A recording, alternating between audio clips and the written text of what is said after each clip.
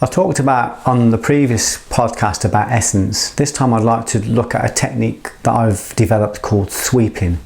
And sweeping is a way for you to find your own essence. This is a way to find out, this is a way to make your narrative, your life, your body, who you are, linear and fine-tuned and massively efficient. And the way to do this is to find out who you are. One of the questions Ramana Maharishi used to ask, well, it was the only question he asked in his meditation, was, who am I? Who am I?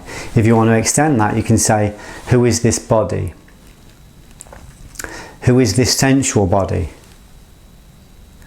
Who is this mind? Who is this I that's thinking? Then you can ask, who is the I that's asking the questions? This is a way of you separating out the separate parts of the self. So if you imagine, as we said before, you've got an authentic self, which is your Atman or your pure essence. Then you've got an egoic self, which is like the sentinel voice, which is speaking now. Then you've got a mind body, which is the software. Then you've got a physical body, which is your vehicle. Then you've got a sensual body, which is, you know, all the pleasure and pain centers in the body. They're all kind of classed in Hinduism as separate bodies. And the key in life is to align them, to have a hierarchy so that the authentic body is at the top, and it serves. And it has autonomy over all the other bodies. In Christianity, this would be called liberty under authority. So our other bodies have liberty, but they're under the authority of this authentic, intuitive self. One of the ways to find out who you are is to find out who you're not. And one of the ways to find out who you're not, I mean, that's another podcast, but one of the ways to find out who you're not is to do a technique called sweeping. And this is something just to think about. One of the things I want you to try and do, if you're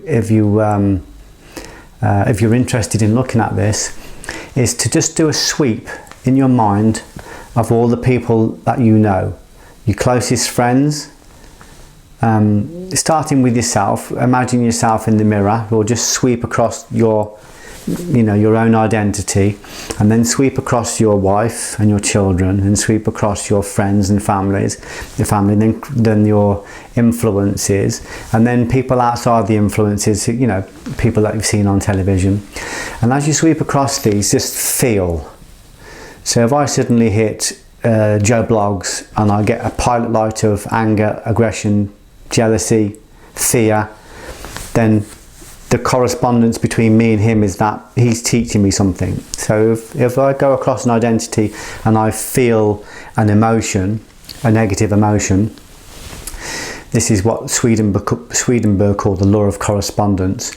That emotion is corresponding in me. So if this person makes me feel angry, then he's showing me a weakness or a fear within me. If I feel envy when I think about him, if I feel judgment, he's showing me a weakness in me. So as much as we don't like this person, they're our teacher. So this sweeping technique enables you to see who you're not. So if you sweep around here this way, and you sweep back, and very, very slowly think about these people, as you think about them, feel the emotions. So if I've got certain people, I go fear, anger, rage, jealousy, envy. That's my lesson. That's me finding out who I'm not. I'm not a jealous person. I'm not an envious person.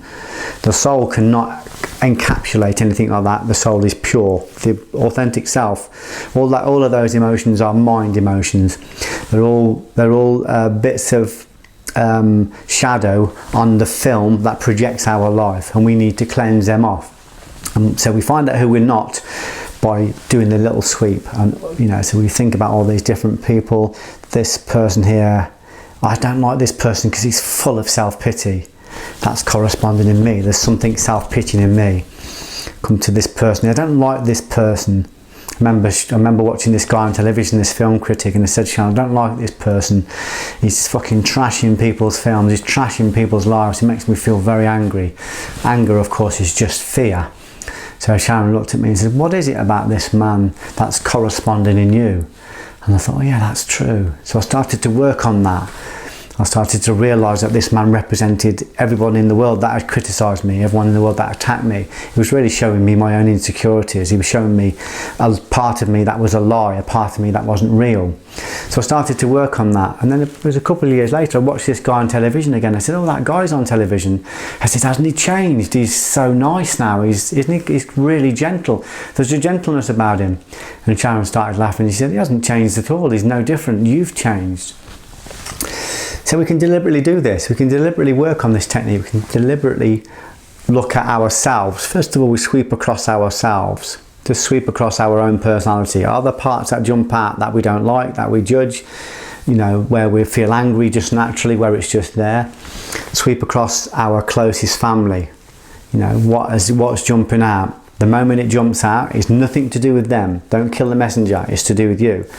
This person here makes you feel angry. Then trace the anger back to yourself and work on why you're angry. Sit in that emotion, go below that emotion, find the root or the mother of that emotion. You find the mother, you found the cure.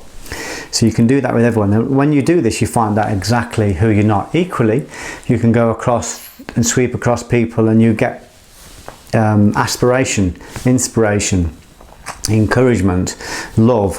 If I sweep, if I think about certain people, I can feel very powerful emotions. This person shows me my best game. This person shows me my best potential. I can sweep across that and get the good stuff and the bad stuff. So it's all corresponding. You know, the people that inspire us show us our best selves, and the people that you know, make us angry show us our worst self. So we find out who we are first of all by finding out who we're not. Once we find out who we're not, then we start working on that and we stop reacting to that. We stop feeding that. One of the ancient Red Indian shamanic techniques was when they said that there are two dogs fighting in my head, a black dog and a white dog. But the white dog always wins because I don't feed the black dog, I just feed the white dog. So when the negative self rises up, we don't feed it, we observe it.